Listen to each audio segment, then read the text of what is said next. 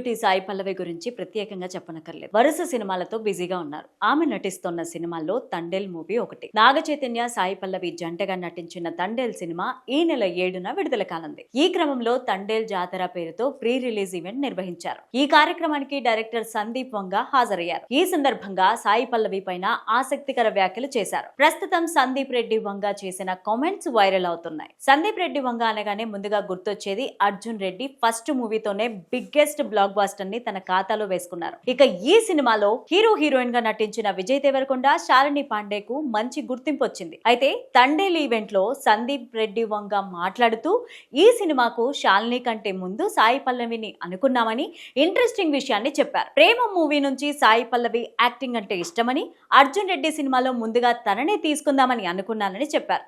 ఈ విషయం పైన కేరళకు చెందిన కోఆర్డినేటర్ కి కాల్ చేశానని, అర్జున్ రెడ్డి మూవీలో రొమాంటిక్ స్టోరీ అని చెప్పుకొచ్చారు. అయితే ఈ సినిమాలో సాయి పల్లవి హీరోయిన్ గా చేస్తుందా అని అడిగితే ఆ విషయం మర్చిపోండి, కనీసం ఆ అమ్మాయి స్లీవ్లెస్ డ్రెస్ కూడా వేసుకోదు అని చెప్పారని ఆయన అన్నారు. చాలా మంది హీరోయిన్స్ ఇండస్ట్రీలోకి వచ్చిన మొదట్లో పద్ధతిగా ఉంటారు, తర్వాత గ్లామరస్ రోల్స్ చేస్తూ ఉంటారని అన్నారు. అయితే అవకాశాన్ని, కాలాన్ని బట్టి అందరూ మారినట్టే సాయి పల్లవి కూడా మారుతుందేమో అనుకున్నానని, కానీ సాయి పల్లవి మాత్రం 10 ఏళ్లుగా ఏం మారలేదన్నారు.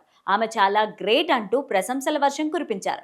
ప్రస్తుతం సందీప్ రెడ్డి వంగ చేసిన ఈ కామెంట్స్ వైరల్ అవుతున్నాయి. సినిమాల ఎంపిక విషయంలో సాయి పల్లవి చాలా సెలెక్టివ్ గా ఉంటారు. కథలో కొత్తదనంతో పాటు ఇంట్రెస్టింగ్ ఎలిమెంట్స్ ఉంటే తప్ప అంగీకరించరు.